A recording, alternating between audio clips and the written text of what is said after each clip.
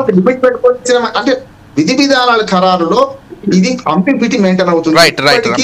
ప్రజలకు సమాధానం చెప్పలేకపోతున్నారు అంట. రైట్ రామ్మోహన్ గారు.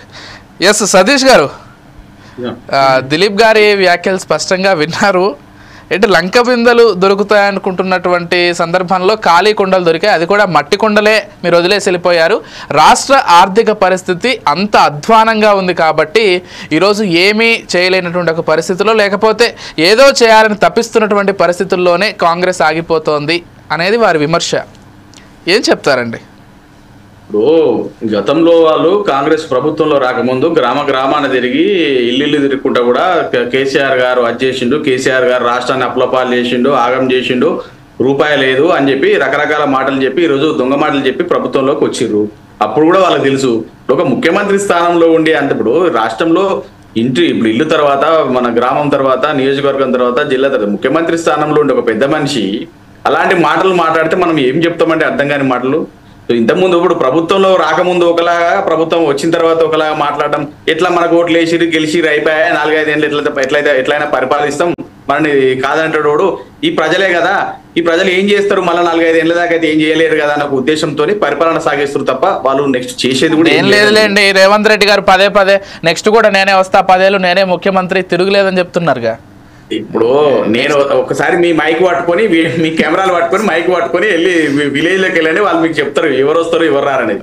ఒకటి ముఖ్యంగా మేము ఒకటి చెప్తున్నామండి, మాకు ఎట్లాగో ఇవాళ తెలంగాణ ప్రజలకు పాలేదో నీళ్ళేదో తెలిసింది, గాడిదేదో గుర్రవేదో చాలా క్లియర్ గా తెలిసిపోయింది. కానీ కాంగ్రెస్ నాయకులకు, కాంగ్రెస్ కార్యకర్తలకు ముఖ్యంగా ఎంతైనా ఎమ్మెల్యేలు లేకపోతే ఎంపీలు లేకపోతే మినిస్టర్లు, ముఖ్యమంత్రి గారు ఎట్లాగైనా బాగానే ఉంటారు, ఆర్థికంగా బాగానే ఉంటారు, అన్ని విధాలుగా బాగానే ఉంటారు. కానీ ఈ రోజు గ్రామంలో తిరిగేది, గ్రామంలో ప్రజలతోని మమేకమయ్యేది, పొద్దున్న లేస్తే కనబడేది కార్యకర్తలు. కాంగ్రెస్ కార్యకర్తలకు పాపం అబద్ధ మాటలు చెప్పించి రుద్ది మనం గెలుస్తున్న ప్రభుత్వంలోకి మన రైతు భరోసా ఇస్తాం, మనం అది చేస్తాం, మనం దళిత బంధు 10 లక్షలు కాదు 12 లక్షలు ఇస్తాం, ఆడవాళ్ళకు 2,500 ఇస్తాం, పిల్లలకు స్కూటీలు ఇస్తాం, 2,500 ఇస్తామని రకరకాల తులం బంగారం ఇస్తామని రకరకాల మాటలు చెప్పించారు. పాపం వాళ్ళు వీళ్ళ మాటలు దొంగ మాటలు నమ్మి కాంగ్రెస్ కార్యకర్తలు కూడా ఈ దొంగ మాటలు నమ్మి పాపం ఊళ్ళలో చెప్తే ఇలా ముఖం చూపించుకోలేని పరిస్థితులు ఉన్నారు.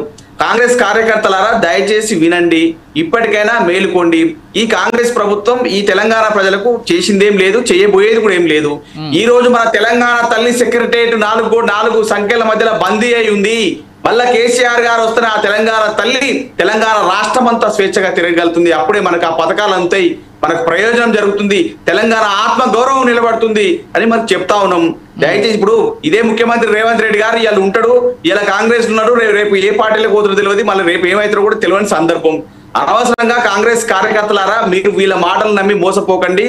మళ్ళా మన కేసీఆర్ గారు వస్తేనే మన తెలంగాణ ఆత్మగౌరవం నిలబడుతుంది. మన తెలంగాణ ఈ రోజు చూస్తా ఉన్నాం, ఎక్కడ చూసినా కూడా మళ్ళీ తెలంగాణ భాష మీద దాడి చేస్తా ఉన్నారు, తెలంగాణ యాస మీద దాడి చేస్తా ఉన్నారు, తెలంగాణ ఉద్యోగాల మీద దాడి చేస్తా ఉన్నారు.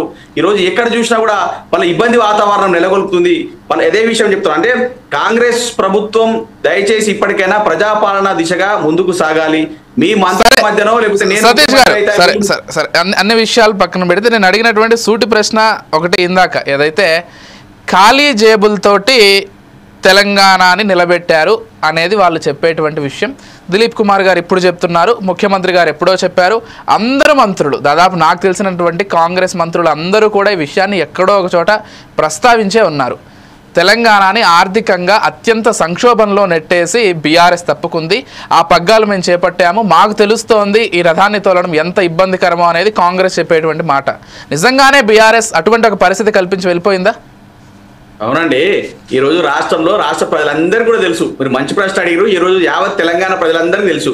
ఈ రోజు కేవలం కేసీఆర్ గారి ప్రభుత్వం, కేసీఆర్ బీఆర్ఎస్ పార్టీ ఇట్లా పక్కగా జరిగి ప్రభుత్వం కాంగ్రెస్ ప్రభుత్వం రాగానే కటక బంద్ చేసినట్టు కరెంటు బంద్ అవుతుంది. ఇది మీకు కూడా తెలుసు, మీ ఛానల్లో కూడా బంద్ అవుతా ఉంది. ఈ కేవలం కేసీఆర్ గారు పక్క జరిగి కాంగ్రెస్ ప్రభుత్వం వచ్చిన తెల్లారే నీళ్లు బంద్ అయినాయి. ఈ కాంగ్రెస్ ప్రభుత్వం వచ్చిన తెల్లారే రైతు బంద్ ఇయ్యలే, రైతు భరోసా లేదు, నిరుద్యోగులు 2 లక్షల ఉద్యోగాలు ఇస్తారు ఇయ్యలే, లాఠీ చార్జులు, అవమానాలు, అవహేళనలు, ఓన్లీ పేర్లు మార్చడానికే దృష్టి సారింపు చేస్తున్నాడు తప్ప పేద బడుగు బలహీన వర్గాల ప్రజల బతుకులు మార్చడానికి ఆయనకి ఎక్కడ కూడా సమయం కేటాయించడం లేదు. ఆఖరికి గణతంత్ర దినోత్సవం ఈ కాంగ్రెస్ ప్రభుత్వం రాహుల్ గాంధీ గారు రాజ్యాంగాన్ని చేతిలో పెట్టుకుని ప్రపంచం అంతా తిరుగుతున్నాడే. సిగ్గనిపించట్లేదా? ఈ రోజు కాంగ్రెస్ ప్రభుత్వంలో ఉంది తెలంగాణ రాష్ట్రంలో. రాజ్యాంగ సృష్టికర్త అయిన డాక్టర్ బాబాసాహెబ్ అంబేద్కర్ గారి తెలంగాణ నడిబొట్టున 125 విగ్రహానికి కనీస పూలమాల వేసే ఆర్థిక పరిస్థితి కాంగ్రెస్ ప్రభుత్వానికి లేదా? పైసలు లేవా? వీళ్ళు ఇచ్చిన దొంగ హామీలు, కపట మాటలు, కల్లిబొల్లి మాటలు చెప్పడానికి పేపర్ యాడ్లు ఇస్తున్నారే, ఫ్రంట్ పేజీలలో కోట్ల రూపాయలు ఖర్చు పెడుతున్నారే. ఒక్క చిన్న దండ అండి, చిన్న పూల దండ మన బాబాసాహెబ్ అంబేద్కర్ గారికి వేయడానికి సమయం లేదా, డబ్బు లేదా? ఈ రోజు రాష్ట్రం ఎక్కడ పోతుంది? ఏ సామాజిక వర్గాన్ని తొక్కడానికి ప్రయత్నం చేస్తా ఉన్నారు. ఆ రోజు కేసీఆర్ గారు దళితుల వాళ్ళ కుటుంబాల్లో వెలుగులు నింపాలనే ఉద్దేశంతో వాళ్ళు కారణం మీద వాళ్ళు బతకాలి, వాళ్ళు బతకడమే కాదు నలుగురికి ఉపాధి ఇవ్వాలనే ఉద్దేశంతో 10 లక్షల రూపాయలు ఇస్తే ప్రియాంక గాంధీ గారిని కాదు నేను 12 లక్షలు ఇస్తా అని చెప్పి ముందుకు వచ్చారు. ఈ రోజు ఏమైంది? ఎక్కడమ్మా ప్రియాంక గాంధీ గారిని తెలంగాణ రాష్ట్ర దళిత సామాజిక వర్గం అంతా అడుగుతా ఉంది. ఈ విధంగా ఈ ఒక్కలే కాదండి, ప్రబండ వర్గాలు ఈ రోజు కాంగ్రెస్ ప్రభుత్వం దయచేసి మానుకోండి. ఇప్పటికైనా ప్రజాపాలన మీద దృష్టి పెట్టండి. సతీష్ గారు. ఎస్ దిలీప్ గారు, ఒక్క క్వశ్చన్ అండి. ఏదైతే నేను రామ్మోహన్ గారిని కూడా అడిగాను, మిమ్మల్ని అంటే మీరు అధికారంలో ఉన్నారు కాబట్టి ఖచ్చితంగా మిమ్మల్ని అడగాల్సి ఉంటుంది. సరే, భూముల విషయంలో మీరు చాలా ఖచ్చితత్వంతో ఉన్నారు. సాగుల్లో లేనిటువంటి భూమికి వ్యయము అది అందరూ కూడా ఒప్పుకోవాల్సినటువంటి అంశం అని చెప్పారు. ఎస్, ఒప్పుకుంటున్నాను కూడా. కాకపోతే రైతుల విషయంలో మీరు ఎలాంటి క్లారిటీతో ఉన్నారు? మీరు గతంలో కూడా ఒక మాటని ప్రస్తావించేవాళ్ళు, ఆ భూస్వాములకి లేకపోతే ధనికులకి ఈ లబ్ధి మొత్తం చేకూరుతోంది, కింది స్థాయి సన్నకారు రైతుకి ఏమాత్రం లబ్ధి చేకూరట్లేదంటూ చెప్పుకొచ్చారు. ఇప్పుడు ఇదే ప్రశ్న మిమ్మల్ని అడుగుతున్నారు. రైతుల విషయంలో మీరు ఎలాంటి జాగ్రత్తలు తీసుకుంటున్నారు? నిజంగానే సాగు చేసేటువంటి వ్యక్తికి, సాగు చేసేటువంటి రైతుకి ఆ లబ్ధి చేకూరుతోందా? ఏం చెప్తారు మీరు? ఇంతకుముందు రామ్మోహన్ గారు చెప్పినట్టు అది కాంప్లికేటెడ్ సబ్జెక్ట్. అది యాక్చువల్లీ ఏంటంటే అదే ఒక విషయం దిలీప్ గారు, రామ్మోహన్ గారు చెప్పొచ్చు కాంప్లికేటెడ్ అని, ఎందుకంటే వారు ఒక అనాలిటిక్ వేలో వారు చెప్పొచ్చు. మీరు అధికారంలో ఉన్నారు, మీరు దానికి పరిష్కారం చెప్పాల్సి ఉంటుంది. అదే చెప్తున్నా మీకు. ఏంటంటే ఎవరైతే సాగు చేస్తారో దానికి ఒక లిమిట్ పెట్టి 7.5 అధికారులు 5 ఎకరాలు లిమిట్ పెడితే ఎంత ఖర్చు అవుతుంది, 7.5 అయితే ఎంత అవుతుంది, 10 అయితే ఎంత అవుతుంది అనేటువంటి ప్రెజెంటేషన్ ఆ క్యాబినెట్ ఉపసంఘానికి ఇచ్చారు. నాకు తెలిసి ఆ ఉపసంఘం ఫైనల్ రిపోర్ట్ కూడా ఇవ్వలేదు.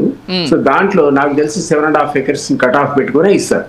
ఎవరికి 7.5 ఉందో ఖచ్చితంగా వాళ్ళందరికీ వస్తుంది. Number 1 point. నెంబర్ 2, అందులో ఇంకొక పాయింట్ ఏంటంటే ఎవరైతే రైతులు కౌలుకు తీసుకొని ఈ అసలు యజమాని దగ్గర కౌలు తీసుకుని వ్యవసాయం చేసుకున్నాడో అతనికి భూమి లేకపోతే భూమి లేని కూలీ కింద అతనికి ఎన్రోల్మెంట్ వస్తుంది, అక్కడి నుంచి డబ్బులు వస్తాయి అతనికి.